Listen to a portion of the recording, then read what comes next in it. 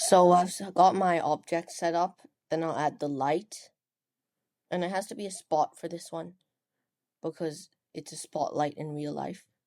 And I'll just add it to where the light object is, which is that little gray thing.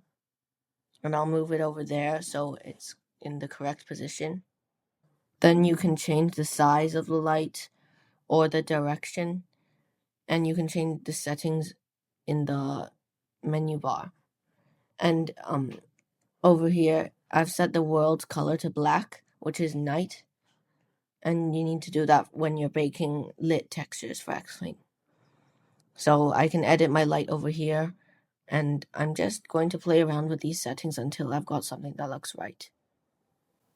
Then over here, in the Xplane tab in the light properties, then you need to define a light from the lights.txt file, which is located in resources.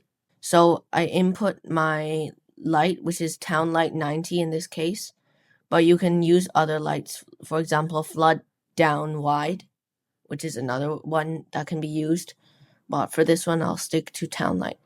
Then there's also some larger ones such as the custom full halo night light that I use for my apron lights.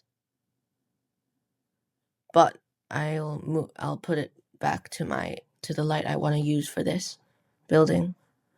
Then go over here and make sure your render samples is quite high because we want the light to be not grainy, and make sure to have an image in all of the materials that is active. Then select direct, then you can bake. If you want to learn more about baking, you can look at other videos. Now our bake is complete, and you can see at the bottom it says it's been saved to the image. We can check it out over here, and you can see the light has been baked into the texture. Now we will save the image, and then our lit map is pretty much complete.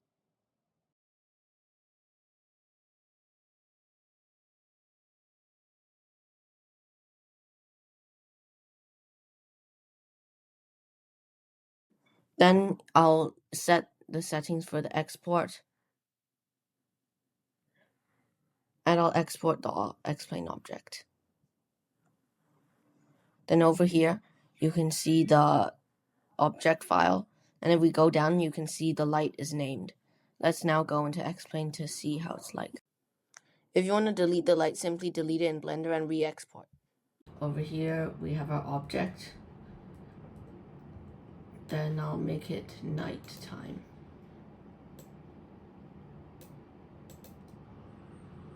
And now we see that our lit texture has loaded, and the light is illuminating a bit of this area. That's all for this tutorial.